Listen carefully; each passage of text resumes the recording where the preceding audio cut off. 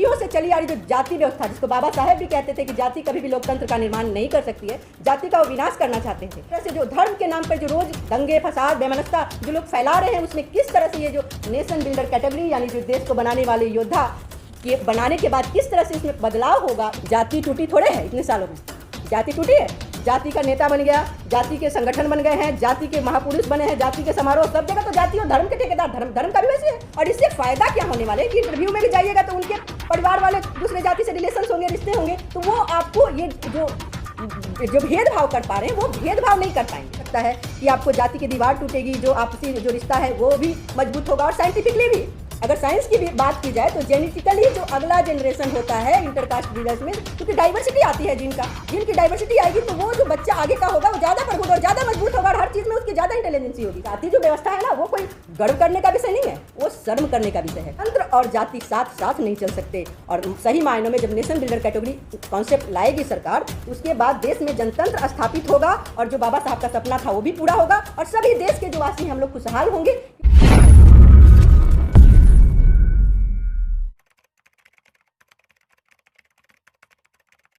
नमो बुद्धाय। मेरा नाम ज्योति माला है, जैसा आप लोग ने कहा, और मैं WTP की ओर से आज आई हूँ बोलने के लिए। और मेरा जो आज का टॉपिक्स है, जिस विषय पर मैं चर्चा करना चाहती हूँ और आप लोगों का ध्यान भी आकृष्ट करना चाहती हूँ, वो महत्वपूर्ण विषय है। आप लोग देख रहे होंगे यहाँ पे नेशन बिल्डर जो कैटेगरी है।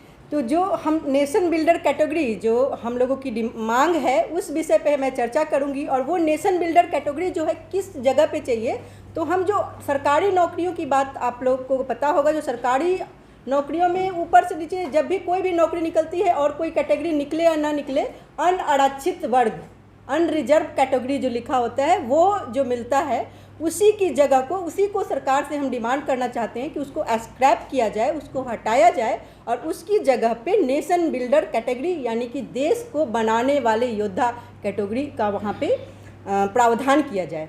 तो आप सबका भी सवाल हो सकता है कि क्यों ये मांग हम रख रहे हैं और इससे हमें क्या फ़ायदा होने वाली है, किस तरह से जो बहुजन समाज है हमारा, जो 90% देश की जनसंख्या है, उसको किस तरह से क्या लाभ होंगे, वो किस तरह से वो समाज जो है उसका किस तरह हम लोग प्रबुद्ध समाज का निर्माण करेंगे, किस तरह हमारे देश को फ़ायदा होगा। इन सब विषयों पर मैं एक एक करके चर्चा करूँगी।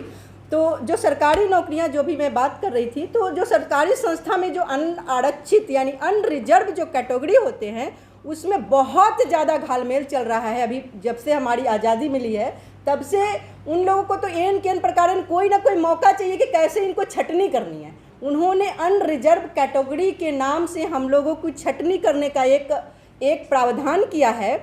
और उसमें जो 90% बहुजन समाज की जो हिस्सेदारी है नौकरियों में, उस नौकरियों को वो 10% को किस तरह से एन के एन प्रकार वो नौकरियां दी जा रही है, उन सब पर मैं एक एक करके चर्चा करूंगी। और जो हमारे SC ST SC BC और जो माइनॉरिटी समाज के लोग हैं, उनको उन नौकरियों में स्थान नहीं मिल रहा है, उनको एक तरह से नौकरियों से वंचित किया जा रहा है। अभी के प्रावधान में जब 10% EWS आरक्षण हो गया, उसके बाद आपने देखा होगा कि वो अनरिजर्व कैटेगरी 40.5% मतलब 40.5% जो रिजर्व है, उसमें उन लोगों का बहुत ही कम योगदान होता है, लेकिन वो कटौती यानी कि सारे के सारे उसी में चले जाते हैं, मतलब उन्हीं को मिल जाती है वो नौकरियां। इस पे मैं चर्चा करना चाहती हूं और आप लोगों के साथ मिलकर ये देश के कोने कोने में जो आप लोग मीडिया बंधु चलाते हैं, हमारे मेन स्ट्रीम मीडिया वाले तो चलाएंगे नहीं, तो आप लोग के साथ में ये आवाज़ उठाना चाहती हूँ। बहुजन समाज के लोग जो हमारे देश में कोने कोने में बैठे हुए हैं, वो लोग भी आपके साथ मिलकर आवाज़ उठाएं। और हमें इस बार जो चुनाव होने वाला है, अगर चुनाव में कोई भी पार्टियां जो विपक्ष में है वो अपनी मैनिफेस्टो में डाले इसको, और वो जो चुनाव अभी जीत के जो सरकार में है, वो हमारे इस प्रावधान को जो नेशन बिल्डर जो कैटेगरी है, उस जो अनरिजर्व कैटेगरी को स्क्रैप करके हटाए और इस कैटेगरी को लाए, इसका प्रावधान करे, इस कानून में अमूलचूल जो बदलाव किया जा सकता है उसको बदलाव करे, यही हम मांग करते हैं। तो अब हम इससे क्या फ़ायदा, एक तो सबसे बड़ा होगा कि जो सदियों से चली आ रही जो जाति व्यवस्था, जिसको बाबा साहेब भी कहते थे कि जाति कभी भी लोकतंत्र का निर्माण नहीं कर सकती है, जाति का वो विनाश करना चाहते थे। और उसी की वजह से आरक्षण रिप्रेजेंटेशन है, कहीं भी किसी जाति के नाम पे आरक्षण नहीं मिला, लेकिन EWS का देख रहे हो आरक्षण मिल गया जाति के नाम पे। तो ये है एक तरह से जाति को किस तरह से हमें हटाना है, किस तरह से जो धर्म के नाम पर जो रोज़ दंगे फसाद बेमनस्ता जो लोग फैला रहे हैं, उसमें किस तरह से ये जो नेशन बिल्डर कैटेगरी यानी जो देश को बनाने वाले योद्धा के बनाने के बाद किस तरह से उसमें बदलाव होगा, वो मैं एक बार चर्चा करना चाहती हूँ। और इसमें किस तरह से घोटाला हो रहा है, इसकी भी मैं चर्चा करती हूँ। तो जो 40.5% जो अनारक्षित जो रहते हैं सरकारी नौकरियों में, उसमें किस तरह से घोटाला हो रहा है, तो उसका अभी आप देख रहे हो कि क्या मना रहा है देश, अमृतकाल। अभी मैंने सिक्का अभी मिला मुझे, उसमें भी लिखा था 75वें साल और अमृतकाल चल रहा है। ये सब जगह अमृत चल रहा है, लेकिन ST OBC और माइनॉरिटी के जीवन में अभी तक आया नहीं अमृतकाल। तो वो क्यों नहीं आ रहा है? इसीलिए नहीं आ रहा है कि वो अमृतकाल वो चलाना नहीं चाहते हमारे जीवन में। वो कहते हैं मैं तुम्हारे लिए बोलूँगा जी, मैं तुम्हारी आवाज़ हूँ, मैं सब कुछ हूँ। मतलब उन लोगों ने सब चीज़ों में कब्जा कर लिया है, इस वजह से अभी भी वो हमारे को नहीं मिल पाया है। और जो यहाँ तक कि जो अनरिजर्व कैटेगरी है, उसमें ST कैटेगरी जिसको अभी 7.5% रिजर्वेशन है, उनका भी 1% योगदान है। यानी कि 1% योगदान 4.5 लाख नौकरियाँ होती है, वो उनका योगदान है ST कैटेगरी का। और वो ले कौन रहे हैं? उनमें उनको तो मिलता तो है नीलबटा सन्नाटा, और ले रहे हैं वही लोग। तो इसी से आप समझिए कि किस तरह से नेशन बिल्डर कैटेगरीज बनाने से हमें कितना लाभ होने वाला है, और जो बाबा साहब का सपना है वो भी पूरा हो सकता है। तो मैं इसी संबंध में अभी सर ने भी अभी बात करी थी, अरुंधति राय की जो किताब की वो चर्चा कर रहे थे, कि उसी की मैं भी कोट कर रही हूँ। उनका वो शीर्षक है किताब का, the doctor and the saint Ambedkar Gandhi debate, caste race and annihilation of caste. तो उन्होंने उस किताब में 2014 में उस किताब को लिखा गया था, उसमें उन्होंने डाला है कि जो 15% आरक्षण अभी SC को मिल रहा है ना, उसके आरक्षण के बावजूद अभी 8.4%, मतलब लगभग आधा ही जो A ग्रेड की नौकरियां हैं उसमें वो लोग पहुंच पाए हैं, और ST की स्थिति तो और भी बुरी है। तो इतने दिनों से आरक्षण मिलने के बाद क्या ऐसा है कि उनको हो ही नहीं रहा है? तो बात तो यहाँ है कि किसी तरह से तो वही हक मार रहे हैं, तो कैसे मिलेगा? उन्होंने ये भी कहा कि जो JNU है, जो समाज शास्त्रियों और एक तरह से कह सकते हैं कि प्रगतिशील लोगों का वो जमावड़ा है, उस जगह पे SC और ST का वो जो आंकड़ा है वो और भी चौंकाने वाला है। वो 3.29% अभी तक SC और 1.44% रिप्रेजेंटेशन अभी ST को मिल पाया है। इसी से आप समझ सकते हैं कि क्या स्थिति है हमारे देश में, वो आरक्षण मिलने के बाद क्या घोटाला चल रहा है, ये घालमेल चल रहा है वो अनरिजर्व कैटेगरी के नाम पे। और ST एक भी अभी जज नहीं है, अभी जज की बात सर कह रहे थे। तो कोई पहुंचा क्यों नहीं? इतने दिन से आप आरक्षण दी के क्या बताना क्या चाह रहे हो देश को? मतलब कहने का सेंस है, चिट भी उनकी, पट भी उनकी, हर जगह उन्हें किसी भी तरह से। पहले जब कोई एक धर्म हुआ करती थी ब्राह्मण धर्म, तो उस धर्म को बदल करके उन्होंने हिंदू धर्म इस तरह से प्रचारित किया। मतलब एन केन प्रकारेण उसने अपने आप को ही प्रेजेंट किया, ये मैं दिखाना चाहती हूँ। और सत्ता का जो 7 सेक्टर बोला जाता है कि जुडिशियरी हो, पॉलिटिक्स हो, ब्यूरोक्रेसी हो, कॉर्पोरेट हो, सिनेमा हो, खेल हो, जो भी हो, उस जगह हम लोग कहीं है ही नहीं। तो प्राइवेट संस्था है, वहाँ तो है ही नहीं। साथ साथ ही सरकारी संस्था में आरक्षण है, वहाँ भी नहीं है। तो ये सब चीज़ें हम लोगों को ये आँख खोलने के लिए काफ़ी है, आई ओपनर है कि भाई अब तो हम जगें। तो हम देखते हैं मौजूदा कॉन्सेप्ट क्या है। 2011 अभी तो जो प्रधानमंत्री जी तो कोरोना का बहाना लेकर के जनगणना कराए ही नहीं है। तो 2011 की जनगणना के अनुसार जो 15% आरक्षण मिला हुआ है SC को, उनका कंट्रीब्यूशन अनरिजर्व कैटेगरीज में 1.5% है, क्योंकि उनकी जनगणना 16.5 अब बढ़े ही हो गए, लेकिन उस समय की जनगणना के अनुसार।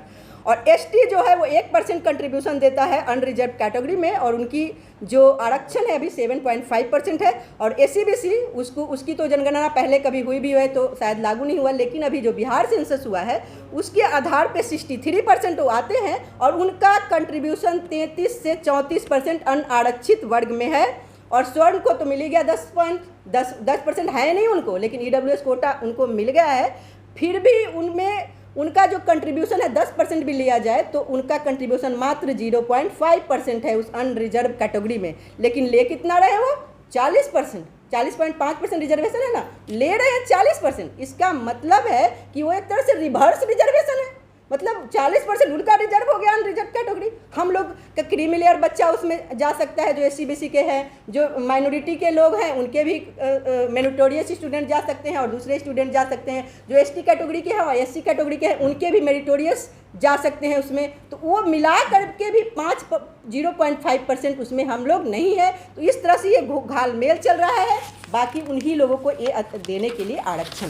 तो अब हम आगे जिक्र करते हैं कि किस तरह से ये घालमेल भी चलता है, इसमें क्यों नहीं सम्मिलित हो रहे हैं। जो इंटरव्यू के जरा गला काटा जाता है, वो अंगूठा काटने के बाद तो हम झूठ बोलते हैं, वो गला ही काट देते हैं, पूरी तरह से गला काट देते हैं। वो आपको जाइएगा रोस्टर सिस्टम में 1 2 3 सब पे कौन है, अनरिजर्व अनरिजर्व अनरिजर्व, उन्हीं को मिल गया। आप कहीं जाएंगे ही नहीं, आपके नाम के आगे तो टाइटल लग के पहचान लेंगे या बातचीत से पहचान लेंगे, आपको घुसने नहीं देंगे। तो इस तरह से वो घालमेल में सभी जगह पे उन्हीं का कब्जा है इस नौकरियों में। और मैं ये भी यहाँ पे बताना चाहती हूँ कि जो 4.5 लाख अभी बताया कि एसटी का और एससीबीसी का अगर कैलकुलेट करें तो 1,40,00,000 हिस्सेदारी होती है नौकरियों की, लेकिन मिलता है उन्हें वही नील बटा घंटा बजाइए वही मिलेगा ना। तो फिर अब हम इसी से कुछ प्रबुद्ध लोगों ने करके चर्चा करी है, जो भी हमारे बहुजन समाज के लोग हैं, उनकी ये मांग है कि जो अनरिजर्व कैटेगरी है, जैसे आप जो अनरिजर्व, आप लोगों को अभी भी पता होगा कि जाति टूटी थोड़े है, इतने सालों में जाति टूटी है। जाति का नेता बन गया, जाति के संगठन बन गए हैं, जाति के महापुरुष बने हैं, जाति के समारोह, सब जगह तो जाति और धर्म के ठेकेदार, धर्म का भी वैसे है, धर्म के ठेकेदार है, धर्म के महापुरुष है, सब लोग। उनको कौन क्या ट्रैप करता है? जो राजनीतिक पार्टियां हो उनको ट्रैप कर लेती है। एक नेता को ट्रैप कर लिया, आपका सारा हक चला जाएगा। एक किसी संगठन को ट्रैप कर लिया, आपका हक चला जाएगा। तो इस तरह से वो जाति व्यवस्था और धर्म की जो स्थिति है वो और जड़ें उसकी गहरी हुई है और उसका आधुनिकीकरण हो गया है। अब समारोह चलते हैं, है ना, हर जगह आप देखे हो। तो इस चीज़ को जब तक हम कुछ आगे रिफॉर्म देश के लिए नहीं करेंगे, इसी जाति व्यवस्था से तो देश गुलाम हुआ था। कुछ लोगों के हाथ में लड़ाई करने के हथियार दे दिए गए थे और बाकी सब लोगों को घर में रहेंगे। तो इस तरह से वो नहीं मिल पाया। तो इस वजह से हमारा जो देश है अभी भी गुलाम था और उसी स्थिति में अभी भी है। भेदभाव है, सांप्रदायिकता है, बहुत सारी चीज़ें और हक अधिकार का जो दोहन हो रहा है। तो अब हम समझते हैं नेशन बिल्डर कैटेगरी तो कैसे दूर होगा। तो जो 100% एक तरह से माना जाए तो उसमें से जो SC/ST का आरक्षण जो है वो जितना है उतना रहना चाहिए। जो 10% जो उनकी आबादी है उस अनुसार से जो मिला हुआ है 15% और 7.5%। और क्योंकि और लोगों की तो जनगणना हुई नहीं है, तो जो मंडल कमीशन की रिपोर्ट के अनुसार कहें या बिहार की जनगणना के अनुसार लिए तो उनकी जो आबादी है तो 63%, लेकिन फिर भी मंडल कमीशन ने उनको 41% दिया था। तो इस आधार पर आप ले सकते हैं कि और बिहार की भी शायद लागू हुआ है, जो भी 41% या 43% जो भी मिला है तो वो उनको दिया जाना चाहिए, ताकि वो उसमें जो जनरल कैटेगरी की नौकरियां हैं उनकी बात कर रही हूँ। लेकिन इसके अलावा जो हम नेशन बिल्डर का उनको अलग से 25% दिया जाए। जो 75% के बाद जो रह जाता है उसको 25% उनको दिया जाए। वो कौन होंगे?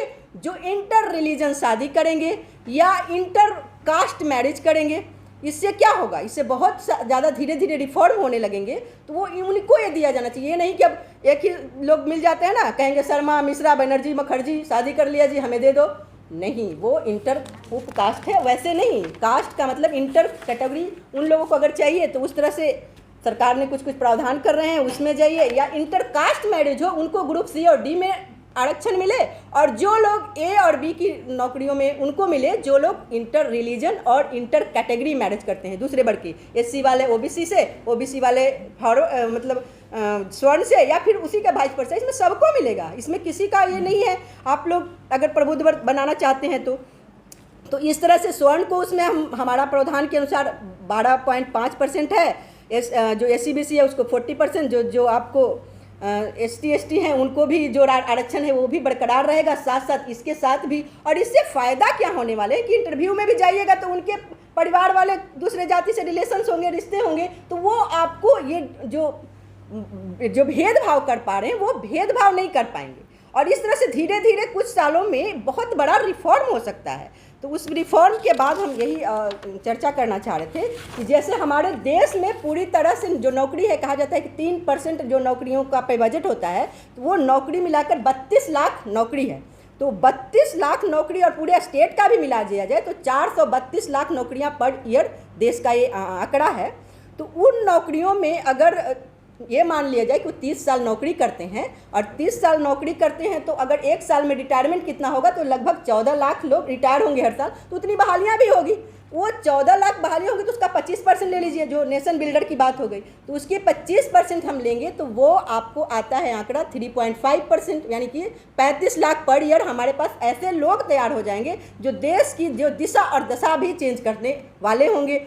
और यही अगर 10 साल में लिया जाए तो 3 करोड़ 50 लाख के करीब आ जाएगा। तो इस तरह से धीरे धीरे एक रिफॉर्म की किसी गतिशीलता तो मिलेगी।